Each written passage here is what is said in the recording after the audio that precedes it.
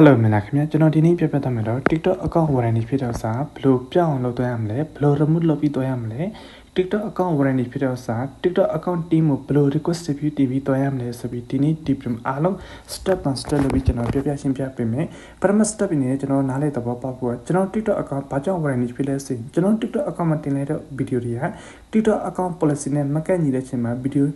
တွေအပြတ်ခံရပြီးမှကျွန်တော် TikTok account warranty ဖြစ်တော့ခဲ့တယ်နောက်တစ်ချက်တော့ကျွန်တော် TikTok account မှာ video တင်တဲ့ခါမှာအဲ့ဒီ video ရဲ့ title မှာကျွန်တော်တို့စာရေးပြီးသွားတဲ့ခါမှာအဲ့ဒီစာမှာ sales ဆိုတဲ့စကားမျိုးကြမ်းတဲ့စကားမျိုး TikTok account policy နဲ့မကန့်ညီတဲ့စကားမျိုးပါပြီးသွားမှဆိုရင်လည်းကျွန်တော် TikTok account warranty ဖြစ်ပြီးသွားခဲ့တယ်နောက်တစ်ခုအများအပြားဖြစ်တဲ့ရှိတဲ့ဥစ္စာကျွန်တော် TikTok account မှာ video တင်တဲ့ခါမှာတူတယောက်လာပြီးမှ comment မှာ sales ဆိုသွားခဲ့တဲ့ဆိုရင်ကျွန်တော်ဘက်ကနေတုတ်ပြတဲ့အနေနဲ့ပြန်ပြီး sales ဆိုသွားမှဆိုရင်ကျွန်တော် TikTok account ကအခုလိုမျိုး account warranty ဖြစ်ပြီးသွားတဲ့အတွက်ကြောင့်မို့ AOS နဲ့ပတ်သက်ပြီးလုံးဝလုပ်လို့မရပါဘူးဒီ video ရဲ့အဆုံးနားလေးမှာ TikTok account နဲ့ပတ်သက်ပြီးရှောင်းရမ်းနဲ့ပတ်သက်ပြီးကျွန်တော်ပြပြပေးမယ်ကျွန်တော် TikTok account ကို review မတင်ခင်ကျွန်တော် TikTok account မှာရှိတဲ့အမှန်နဲ့ပတ်သက်ပြီးအားလုံးသိချာစစ်ဆေးပြီးကျွန်တော်ဖြတ်ပြရမယ် TikTok account မှာဒီ community standard violation ဖြစ်တဲ့ video လေးတွေ pollution sales ဆိုထားတဲ့ဒီ community standard violation comment လေးတွေ violate comment လေးတွေအားလုံးဖြတ်လို့ပြီးတော့ခဲ့ပြီး TikTok account ကလုံးဝတန့်ရှင်းတည့်ရတော့ခဲ့ပြီးဆိုမှအဲ့ဒါမှ request ပြုတင်လို့ရတယ်ဒီဗီဒီယိုကျတော့ part 2 ဗီဒီယိုဖြစ်ပါတယ်ဒီ account warranty ဖြစ်တဲ့ဥစ္စာ remove ဖြစ်အောင်ဘယ်လိုပြောင်းအောင်လုပ်သွားမလဲဆိုပြီးအဓိကကျွန်တော်ပြပြပေးမယ်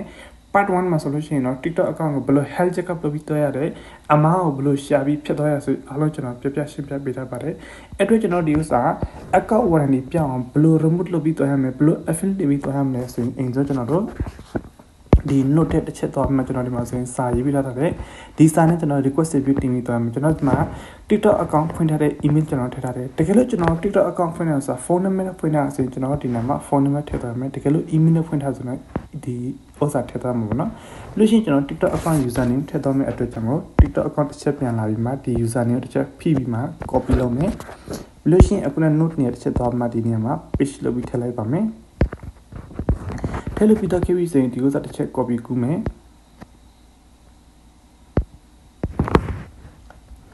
ကျွန်တော်ခါတိုင်းဆိုလို့ရှိရင်တော့ကျွန်တော် laptop နဲ့လုပ်ပြီးဖြစ်ပါတယ်များသောအားဖြင့်ဖုန်းနဲ့လုပ်ပေးပါဆိုပြီးတောင်းဆိုလာလူတွေများတဲ့အတွက်ကြောင့်မို့ကျွန်တော်ဖုန်းနဲ့လုပ်ပြပေးတယ်အားလုံးနားလဲသဘောပေါက်အောင်ပေါ့နော်အဲ့အတွက်ကျွန်တော်ဒီအပေါ်ကဒီမြင်ကြောင်း၃ကြောင်းတစ်ချက်နေပြီးတော့မှ setting တစ်ချက်နေပြီးတော့မယ်ဒီဗီဒီယိုရဲ့အဆုံးနားလေးမှာရှောင်းရမ်းစာနဲ့ပတ်သက်ပြီးတခြားလေးပြပြပေးမယ်ပြီးလို့ရှိရင်ကျွန်တော်တို့ TikTok account မှာတင်နေတဲ့ဗီဒီယို view များများရအောင်ဘယ်လိုလုပ်ပြီးသွင်းရမလဲဆိုကျွန်တော်တခြားလေးပြပြရှင်းပြပေးမယ်အဲ့အတွက်ကျွန်တော်နည်းနည်းအောက်ဆင်းသွားမှဒီမှာ report and problem ရှိတဲ့ဒီဥစ္စာတစ်ချက်နေပြီးတော့မယ်လို့ရှိရင်ကျွန်တော်လည်းအောက်ဆုံးဆင်းချသွားမှကျွန်တော်ဒီမှာ submit report ဆိုရှိရင်ကျွန်တော်ဒီဥစ္စာတစ်ချက်နေပြီးသွားမယ်ကျွန်တော်ဒီပုံစံပေါ်လာခဲ့ပြီးကျွန်တော်ဒီအပေါ်မှာအခုနောက်တော့ကျွန်တော်တို့ copy ကူးထားတဲ့စာသားတစ်ချက် paste လုပ်ပြီးထည့်သွားပါမယ်ကျွန်တော်ဒီမှာဆိုရင် TikTok account ရဲ့ email ထည့်ထားတယ် TikTok account username ထည့်ထားတယ်တကယ်လို့ကျွန်တော်တို့ TikTok account က email နဲ့မဖွင့်ထားဘူးကျွန်တော်တို့ကဖုန်းနံပါတ်နဲ့ဖွင့်ထားတယ်ကျွန်တော်ဒီမှာဖုန်းနံပါတ်ဆိုပြီးကျွန်တော်ရဲ့ TikTok account ဖွင့်တဲ့ဖုန်းနံပါတ်ဒီမှာထည့်ထားလိုက်ပါပြီးလို့ရှိရင်ကျွန်တော်ဒီ TikTok account warranty ဖြစ်တဲ့ second shot ဒီမှာထည့်ထားမယ့်အတွက်ကျွန်တော်အဲဒီ second shot ကျွန်တော်မှာထည့်လိုက်ပါမယ်ကျွန်တော်ဒီဥစ္စာလေးပေါ့နော်တစ်ချက်နေမယ်ပြီးလို့ရှိရင်ကျွန်တော်ဒီမှာ continue တစ်ချက်နေတော့လိုက်မယ်ကျွန်တော်အမှတ်ထည့်လို့ပြီးတော့ခဲ့ပြီးတော့တကယ်လို့ကျွန်တော် particular နေရာတချို့နေရာ report ပါညာဖြစ်နေအခြားသော issue ဖြစ်နေဆိုကျွန်တော်ဒီမှာ video recording file မှာထည့်တော့ရတယ်ကျွန်တော် case မှာတော့ကျွန်တော်ဒီ TikTok account warranty ဖြစ်တော့ခဲ့ဒီဥစ္စာမှာတော့ဒီ TikTok account owner မသိနားမလဲပဲねဒီ comment မှာဒီနည်းနည်းကျန်တဲ့စကားမျိုးရေးပြီးပါတော့ခဲ့တဲ့အတွက်ကြောင့်ဒီပုံစံဖြစ်တော့ခဲ့တဲ့အတွက်ကြောင့်ကျွန်တော်ဒီကနေ့ submit ဆိုပြီးနေပြီးတော့လိုက်ပါမယ်ကျွန်တော်ဒီမှာခဏစမှာ routine ဖြစ်နေပါတော့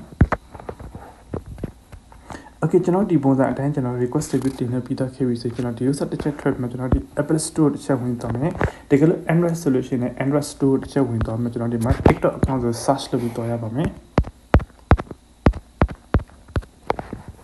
ကျွန်တော်ဒီ TikTok app ကိုလာပြီးဆိုလို့ရှိရင်ကျွန်တော်နည်းနည်းအောက်ဆင်းသွားမယ်နည်းနည်းအောက်ဆင်းသွားပြီးဆိုရင်ကျွန်တော်ဒီမှာဆို star 5ခုရှိနေမှာကျွန်တော် star တစ်ခုပဲကျွန်တော်ပေးပြီးတော့ရမှာเนาะအဲ့တော့ start တစ်ခုပဲနေပြီးတော့မယ်တကယ်လို့ကျွန်တော်တို့ TikTok account warranty ပြတော့ခဲ့ပြီဆိုတော့9ခုစလုံးပေးသွားမယ်အခုကျွန်တော် TikTok account မှာ issue ဖြစ်နေတဲ့အတွက်ကျွန်တော်ပထမတစ်ခုပဲရွေးသွားပြီးမှကျွန်တော်ဒီမှာဒီ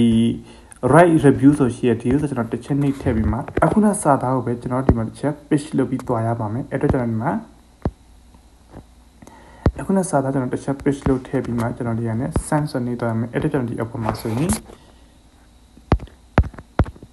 Okay ကျွန်တော်ဒီမှာ TikTok account warranty ရေးထပ်ပြီး title မှာရေးထပ်ပြီး page decoration မှာကျွန်တော်ဒီမှာအားလုံးပြတော့ခဲ့ပြီဆိုရင်ကျွန်တော်ဒီအပေါ်ကကျွန်တော်ဒီ sun ဆိုတဲ့တစ်ချက်နေပြီးတော့လိုက်ပါမယ်ပြီးလို့ရှိရင်ကျွန်တော်ဒီမှာ nickname တစ်ချက်ရေးထည့်ပြီးမှကျွန်တော်ပို့လိုက်ပါမယ်နေတော့ပြတော့ခဲ့ပြီဆိုရင်ကျွန်တော်နောက်တင်နေရ request ပြတော့ပြီးတင်ရမယ်အဲ့တော့ကျွန်တော်ဒီ Chrome browser ရဲ့ request ပြတော့ပြီးတင်ရမယ်အဲ့တော့ကျွန်တော်ဒီဥစ္စာတစ်ချက်နေတော့လိုက်မယ်ပြီးလို့ရှိရင်ကျွန်တော်ဒီအပေါ်မှာ topic ဆိုတဲ့နေရာမှာကျွန်တော်တစ်ချက်နေတော့ပြီးမှကျွန်တော်ဒီမှာဆိုလို့ရှိရင်တော့ဒီဥစ္စာတစ်ချက်နေပြီးတော့မယ် TikTok for business TikTok shopping ဆိုကျွန်တော်တစ်ချက်ရွေးပြီးတော့လိုက်ပါမယ်ပြီးလို့ရှိရင်ကျွန်တော်ဒီ option နေရာမှာဆိုရင်ကျွန်တော်ဝါဒကိုရေးထည့်မယ်ပြီးရင်ကျွန်တော် email ကျွန်တော်တစ်ခါထည့်သွားပါမယ်အဲ့တော့ကျွန်တော်ဒီမှာအဲ့တော့ကျွန်တော်ဒီမှာ affiliate မှာစာသားတစ်ချက်ရေးထည့်လိုက်မယ်ပြီးလို့ရှိရင်ကျွန်တော်ဒီ email လေးတစ်ချက် copy ကူးပြီးတော့လိုက်ပါမယ် copy ပြီးလို့ရှိရင်ကျွန်တော်ဒီအပေါ်နားလေးမှာပေါ့နော်ကျွန်တော်ဒီနားမှာ email တစ်ခုကျွန်တော်ရိုက်ထည့်လိုက်မယ်အခုန email copy ကူးလာတဲ့ဥစ္စာကိုပြီးလို့ရှိရင်ကျွန်တော်ဒီ user name ဆိုတဲ့နေရာမှာကျွန်တော်တို့အခုနတော့ကျွန်တော်ထည့်လိုက်တဲ့ဒီစာသားရဲ့ဒီမှာပေါ့ဒီ TikTok account user name တစ်ချက် copy ကူးမယ် Okay ကျွန်တော် user name ထည့်လို့ပြီးတော့ခဲ့ပြီဆိုလို့ရှိရင်ကျွန်တော်ဒီအောင်နာမှာ upload email ဆိုရှိရကျွန်တော်ဒီ user တစ်ချက်နေထည့်မှာတစ်ချက်ပြန် TikTok account warranty ဖြစ်တဲ့ second shot တစ်ချက်ပြန်ထည့်မယ်ပြီး dan တစ်ချက်ပြန်နေမယ်ပြီးလို့ရှိရင်ကျွန်တော်ဒီအပေါ်ဒီအောက်ကစာသားနှစ်ခုကျွန်တော် image ချပြီးမှကျွန်တော်ဒီ submit ဆိုပြီးနေပြီးတော့လိုက်ပါမယ်ကျွန်တော်ဒီနေရာမှာ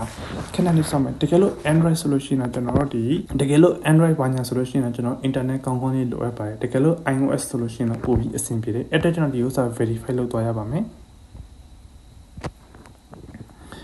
verify ပြီးလို့ရှိရင်ကျွန်တော်ဒီမှာ routine ပြန်ဒီနေရာမှာနည်းနည်းတော့ကြာတယ်တိခံပြီးပါပြီးလို့ရှိရင်ဒီဥစ္စာ okay ဖြစ်ကျွန်တော်ဥစ္စာ request ပြတင်တဲ့ဥစ္စာလုံးဝဒီ process အောင်မြင်တော့ခဲ့ပြီဆိုလို့ရှိရင်ကျွန်တော်ဒီ share ဆန်နဲ့ပတ်သက်ပြီးတိကျလေးပြပြပေးမယ်ကျွန်တော်ဒီအခု request ပြတင်ပြီးတော့ခဲ့တဲ့ဆိုရင်ဒီ TikTok ရဲ့ team ကနေသူတို့စစ်ဆေးပြီးမှ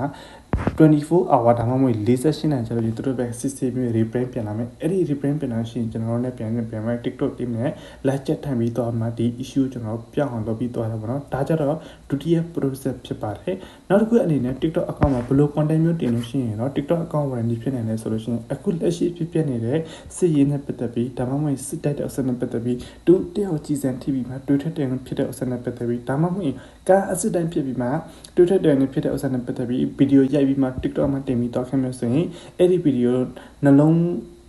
အားနည်းလူရှိရလူတွေနှလုံးရောဂါရှိလူကြည့်ပြီးတော့ခင်သူတို့စိတ်ထဲမှာကေုံကံမှာဖြစ်ပြီးတော့ခင်မျိုးဆိုရင်အဲ့ဒီဗီဒီယိုလေးတွေကဒီ TikTok က automatic highlight လုပ်ပြီးတော့ခင် remove လုပ်ပြီးတော့ခင်မျိုးဆိုရင်ကျွန်တော်တို့ TikTok account warranty ဖြစ်ပြီးတော့တဲ့ else နဲ့ပတ်သက်ပြီးလုံးဝလုပ်လို့မရဘူး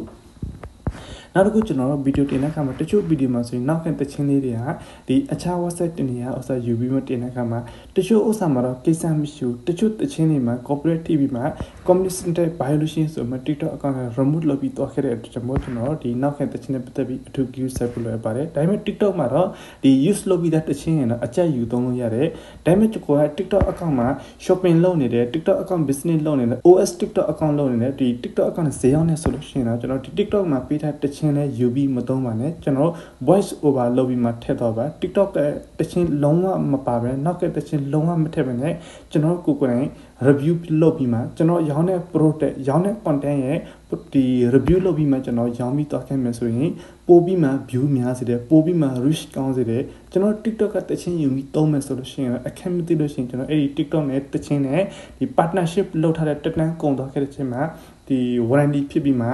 ပြတ်တော့ခဲ့တဲ့မျိုးဘာညာရှိနေတဲ့အတွက်ကျွန်တော် else နဲ့ပတ်သက်ပြီးလုံးဝလုပ်လို့မရပါဘူးဒီဥစ္စာကြတော့ဒုတိယဗီဒီယိုဖြစ်ပါတယ်ကျွန်တော် TikTok account warranty ဖြစ်တဲ့ဥစ္စာဘယ်လို request debut တင်မှာပြန်ကောင်းအောင်လုပ်သွားရလဲဆိုအားလုံးကျွန်တော်ပြပြပေးတယ်အခု request debut တင်အခုချက်ချင်းတော့မကောင်းသေးဘူးအချင်းအနေငယ်တော့စောင့်ပေးရပါတယ်ဒီနေ့ဒီဗီဒီယိုအားလုံးကိုကျွန်တော်ကျေးဇူးတင်ပါတယ်အဲ့ကလို့ဒီ TikTok account ဒီ account warranty ပြောတာခဲ့ရဆိုရင် second shot နဲ့ live group အနေနဲ့ကျွန်တော်ရဲ့ page ကျွန်တော် channel မှာဗီဒီယိုအပြည့်တင်ပေးသွားမှာဖြစ်ပါတယ်အားလုံးကျွန်တော်ကျေးဇူးတင်ပါတယ်